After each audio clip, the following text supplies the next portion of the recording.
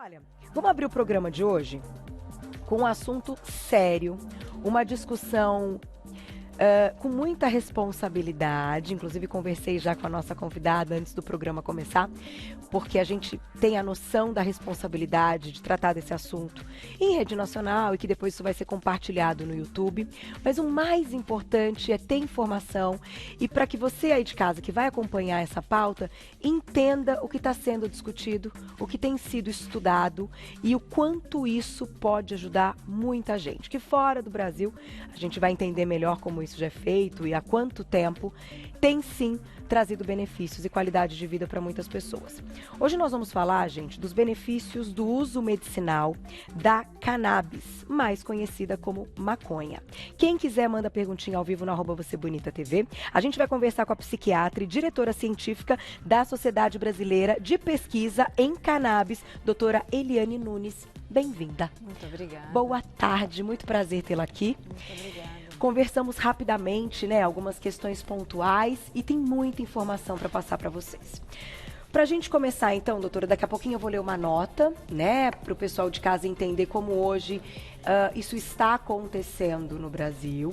Queria que você introduzisse, então, nesses últimos anos, a questão dos estudos, dos benefícios, né, do uso da maconha mesmo, para diminuir dores, enfim, uma série de aspectos das pessoas que têm aí algumas doenças pontuais. Bem-vinda. Muito obrigada. Bom dia a todos que estão aqui nos ouvindo e nos vendo.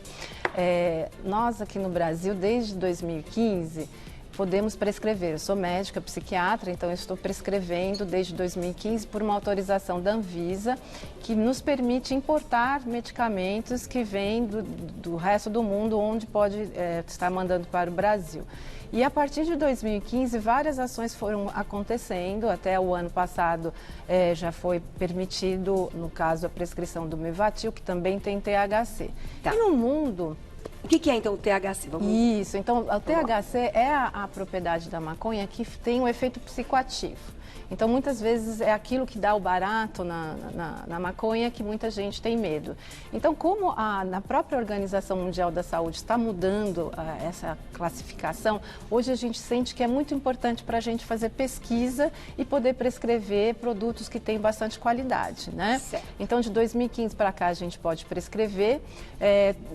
Geralmente vem de fora do país, que nós não podemos produzir, só importar.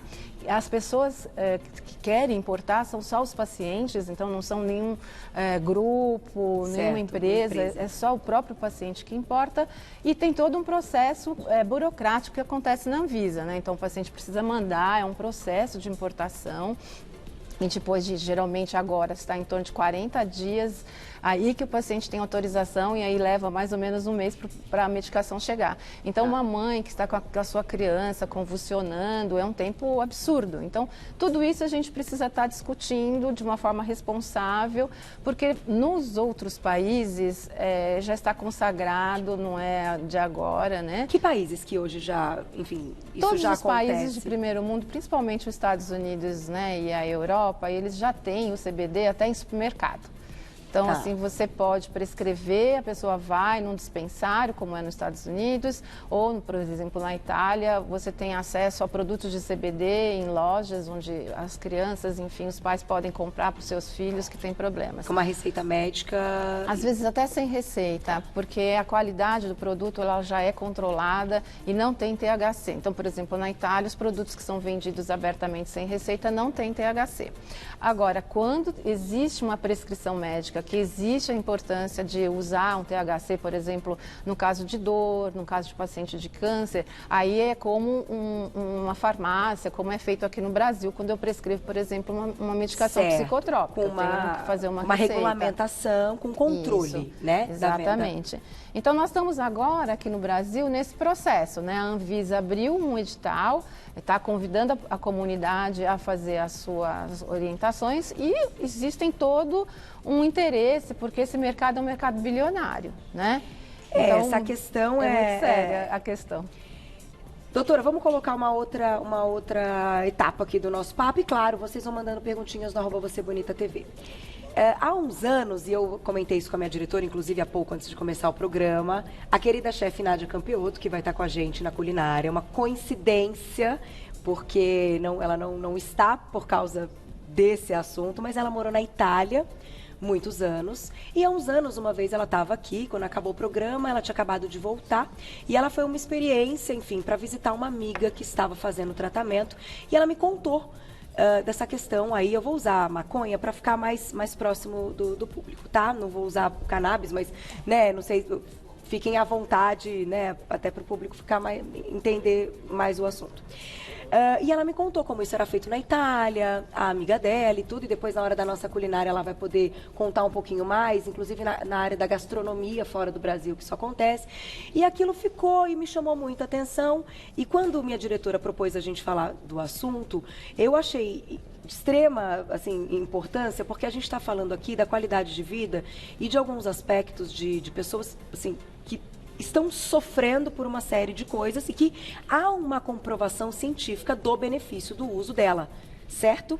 Isso. Eu queria que você contasse, então, para o público quais doenças caberiam, né? O porquê, então, o que que ela, né? Qual é esse princípio ativo que, de fato, hoje vocês descobriram que pode ser, sim, algo que melhora a qualidade de vida dessas pessoas.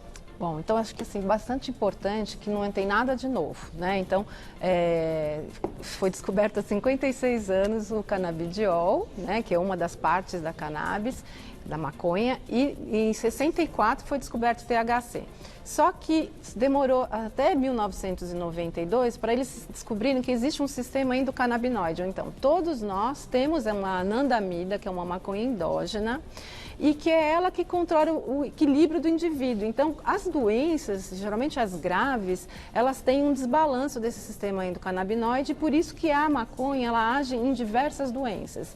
Então, hoje a gente sabe que, sabidamente, ela age na epilepsia grave refratária, ela age no caso do câncer, para auxiliar a quimioterapia, ela age na AIDS para melhorar a fome que a pessoa perde. Então, ela tem diversas patologias graves, as doenças autoimunes, e no caso do autismo também, porque a criança autista ela tem uma inflamação autoimune, muitas vezes, né, no cérebro. Então, o CBD, mais especificamente, a planta inteira, mas com menos THC, né, por causa de alguns outros fatores, né, a gente vê que as crianças melhoram. Então, tem crianças que voltam a falar, tem crianças com epilepsia que voltam a andar porque tinham problemas e não. Olha só. E isso não é uma coisa que agora está presa na academia, porque assim, se as pessoas entrarem lá no YouTube e teclarem, vão achar, inclusive até o vídeo, né, o documentário do Dr. Mechulam, que chama O Cientista, que conta a historinha, essa história que eu estou contando para vocês de uma forma mais detalhada, né? E está tendo vários eventos aqui no Brasil, no exterior, então eu vou participar de um no Uruguai, exatamente para estar discutindo isso, né? Vai o diretor da Anvisa, o William Dib, então vai vários profissionais do mundo inteiro para a gente estar discutindo isso. E aqui também a gente precisa discutir de uma forma responsável, porque o que a gente vê é que a população de baixa renda não tem acesso, né? Porque são medicamentos caros, então a gente precisaria ter acesso, na minha opinião, como eu sou sanitarista e gosto do serviço público, dentro das farmácias vivas, porque é uma planta.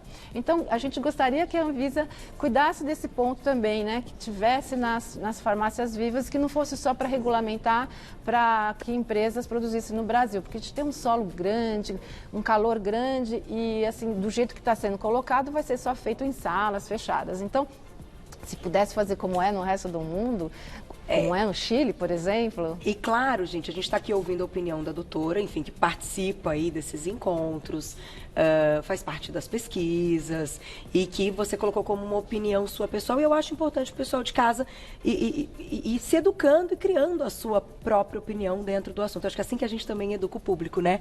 Quando a gente faz o público pensar e cada um vai tirando a sua conclusão. Eu vou aproveitar que a gente comentou a respeito aí das doenças e a gente vai ouvir uma sonora, as palavras da Gisele Tami. Olha o que ela tem para dizer. Olha lá. Diagnóstico de tumor cerebral. O que me deixou muito assustada, nervosa, estressadíssima, com insônia.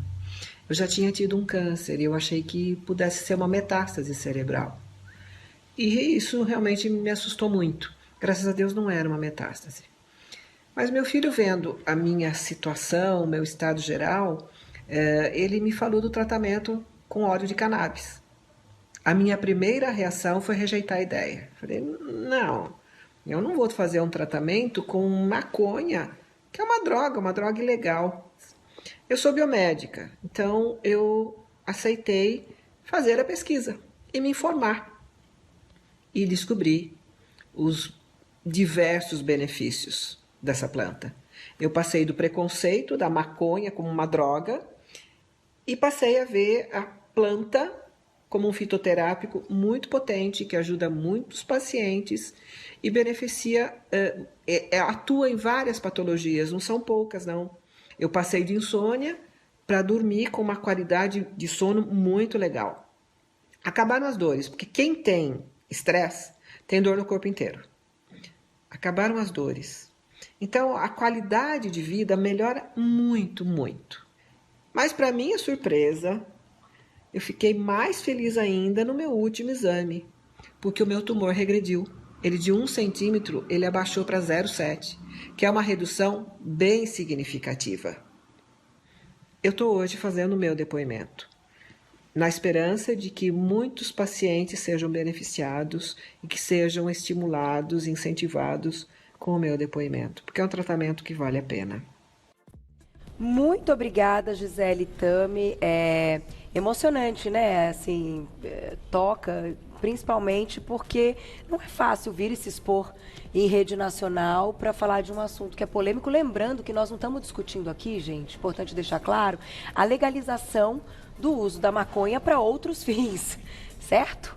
A gente está falando de uma questão pontual, medicinal, que tem devolvido qualidade de vida, e no caso do depoimento aí da Gisele Tami, até de uma outra comprovação, ela foi um pouco além no assunto, que daí talvez fuja até um pouco que a gente está dizendo, porque cada um vai ter a individualidade do tratamento e do que está apresentando, né, do diagnóstico. Mas eu acho legal também contar para o pessoal de casa, e a gente tem umas imagens, como isso chega, né? Então, não é na forma da maconha mesmo, conhecida, da folha. Tem várias apresentações dessa cannabis, né, doutora? Uhum. A gente vai colocar as imagens na tela e você vai contando pra gente, então, que são formas de apresentação do uso, né? Aí eu não sei se está destacando o óleo, enfim, não sei. Então, no caso da Gisele, ela faz uso de um óleo que agora ela tem autorização para plantar. Então, ela mesma planta, ela colhe as flores e ela faz o óleo a partir das flores. Então, é um óleo artesanal que muitas mães hoje têm. Hoje no Brasil, 39 pessoas podem plantar só. Mas tem 39 pessoas plantando e tem a Associação Abrace, que é uma associação que congrega vários pacientes que também estão plantando.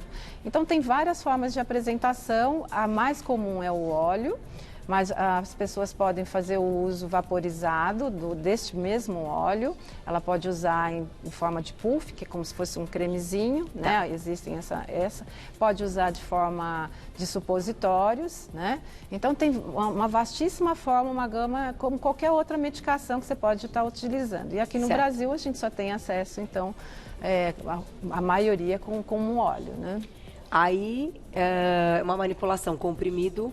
Então, cápsulas a gente pode sim colocar, dependendo do tipo de pacientes, da erva seca ou do óleo, né? Então não teria problema. Aí já é como é vendido, no caso nos Estados Unidos, né? Que já você escolhe uma cepa e aí, por exemplo, você quer dormir, então uma planta rica em CBD, como por exemplo pode acontecer em Israel, que é pioneiro, né? Nos estudos aqui no mundo, né? Então, assim, as formas são vastíssimas. Agora, o que nós estamos agora no Brasil é organizando isso, né? Então, a Anvisa abriu essa consulta pública para isso. Para ficar de uma forma organizada e regulamentada. Eu vou aproveitar e ler uma nota, então, que as meninas deixaram, complementando um pouco do que você falou, para ficar bem claro, tá, gente? Ó, não existe, então, a liberação no Brasil para o cultivo da planta. Existe a autorização da Anvisa, desde 2015, para importar o canabidiol, que é, como você explicou, uma parte, né? Para pacientes que precisam de tratamento para algumas doenças específicas. Já são mais de 6.790 casos com autorização para importação então, da cannabis no Brasil. E os dados da Anvisa dizem que o número de pacientes cadastrados triplicou desde 2015 e que, se o ritmo continuar dessa forma, até o final desse ano, a quantidade de pacientes vai superar a do ano de 2018. Já são mais de 6.500 pacientes que se cadastraram para a importação do CBD. E aí a minha pergunta é a seguinte: há uma expectativa para que isso, enfim, mude no Brasil e que, de fato, a gente consiga uma organização de forma responsável e que o público até que vai receber, assim como a gente ouviu a Gisele falando, no primeiro momento que a pessoa se depara com essa possibilidade, ela nega porque vem ao encontro algo que está na nossa mente, como a questão da droga. Então, assim, existe até um trabalho que vocês estejam preparando para também educar as pessoas para entenderem quando isso estiver disponível? Eu acho que isso é fundamental, né? Hoje nós temos uma facilidade muito grande com vídeo, com YouTube, Facebook. Então, a sociedade ela está sim se preparando para entender. É que, lógico, nós ficamos 100 anos entendendo que maconha era um bicho de 7 cabeças, né? E a gente sabe que ela não é um bicho de 7 cabeças. Existem muitos estudos científicos e nós temos aqui um vizinho, né? Que é o Uruguai, que tem um trabalho bacana, né? Que tem sido feito. No Chile também tem a Fundação DAIA, que atende mais de 7.000 pacientes. Em Israel tem mais de 20.000 pacientes sendo atendidos. Então, o Brasil ele poderia, e a gente sabe que o potencial é muito grande, e é importante que exista o empreendedorismo no Brasil, mas também exista a abertura para que as associações de pacientes possam também estar plantando. E, infelizmente, não é uma questão da Anvisa, mas a gente sabe que é muito importante e ainda está controverso, que é o autocultivo pelo próprio paciente para diminuir custos se ele não tiver condições e se ele precisar. Perfeito. Então, a expectativa é grande. Tá, e a gente já começa, claro, aqui no Você Bonita ao vivo, começando essa discussão, que todo mundo vai aí, né, pesquisando e entendendo e tomando, claro, a sua opinião. Vou colocar a perguntinha do público já, quem escreveu pra gente na tela, olha lá. Obrigada, Regiane, um beijo. Acho que ela quer saber se pode, então, ajudar no autismo e em qualquer nível. E como, então? Vamos lá. Deixamos uma perguntinha. Temos mais várias, vamos começar a fazer então perguntas do público. Pergunta da Regiane. Queria saber então se pode ajudar no autismo e em qual nível, né? Como é que é essa ajuda? Super interessante, doutora. Essa eu não sabia não, tinha a menor ideia.